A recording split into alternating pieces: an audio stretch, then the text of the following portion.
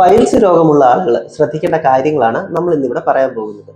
ഇത് രോഗത്തെ വഷളാക്കാതെ വേദന അസ്വസ്ഥതകളെ കുറയ്ക്കുവാനും സഹായിക്കും. എന്നിരുന്നാലും വിദഗ്ധ വൈദ്യപരിശോധനയ്ക്ക് പോകേണ്ടത് അത്യാവശ്യമാണ്. നാരുകൾ കൂടുതൽ അടങ്ങിയ ഭക്ഷണങ്ങൾ കഴിക്കുക. അതിപ്പോൾ പഴങ്ങളായിട്ടും പച്ചക്കറികളായിട്ടും ധാന്യങ്ങളായിട്ടും ഒക്കെ നാരുകൾ കൂടുതൽ അടങ്ങിയ ഭക്ഷണങ്ങൾ കഴിക്കുമ്പോൾ മലശോധന കുറച്ചുകൂടെ സുഗമമാക്കും. അത് ഈ പറയുന്ന പോലെ റെഡ് മീറ്റ്സ് ഒക്കെ കഴിക്കുക, അല്ലെങ്കിൽ പ്രിസർവ്ഡ് ഫുഡ്സ്, മൈദകൾ കൊണ്ടുണ്ടാക്കിയ പലഹാരങ്ങൾ, ഇവയൊക്കെ കഴിക്കുന്നതിലൂടെ നമുക്ക് മലബന്ധം ഉണ്ടാകാനുള്ള സാധ്യത വളരെ കൂടുതലാണ്. 2 മുതൽ 3 ലിറ്റർ വരെ വെള്ളം കുടിക്കാൻ ശ്രമിക്കുക. ഈ വെള്ളം കുടിക്കുന്നതും മലത്തെ കട്ടിയാക്കുന്നത് കുറയ്ക്കുവാൻ സഹായിക്കും. അമിതമായിട്ടുള്ള മസാല, എരിവുള്ള ഭക്ഷണങ്ങൾ ഇവയൊക്കെ ഒഴിവാക്കേണ്ടതാണ്. ഇതൊക്കെ പൈൽസിനെ വഷളാക്കാനുള്ള സാധ്യത വളരെ കൂടുതലാണ്.